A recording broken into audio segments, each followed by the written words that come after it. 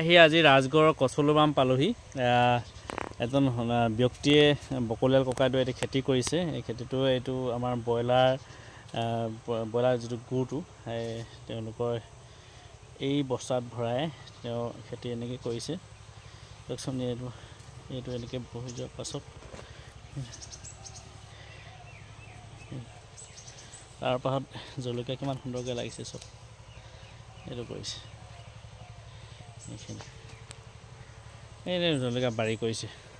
তো এইটো কৰিলে আপোনালোকৰ কি লাভৱান হয় আপোনাৰ কি হয় মানে বস্তুটো এনেকৈ কৰিলে বাৰিষা পানী আহিলেও তাৰমানে পানীত হেৰি কি বুলি কয় গছবোৰ মৰি নাযায়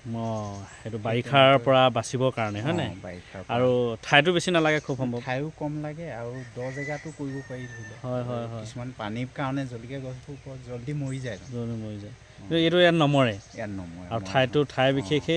বস্তুটো কম লাগিব কম ঠাইটো ফুলনি নিচিনাকৈ ধুনীয়াকৈ সজাই থ'ব পাৰি আৰু এই আপুনি বস্তাখিনি ক'ৰবাৰ পালে ইমান বস্তাবোৰ যে আনিছে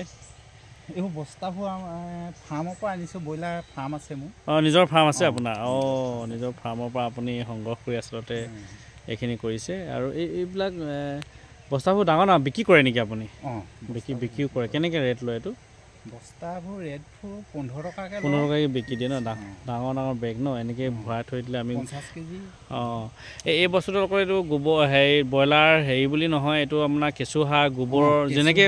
কেঁচুসাৰ গোবৰ কৰিও অন্য প্ৰজাতিও কৰিব পাৰিব ঘৰত ন অন্য বিশেষকৈ অন্য পদ্ধতিত তো ভাল লাগিলে আপুনি যে এইখিনি কাম কৰিছে ইমান সুন্দৰকৈ হয় নাই ঘৰখনৰ হেৰি কৰিছে ভাল লাগিলে তো ধন্যবাদ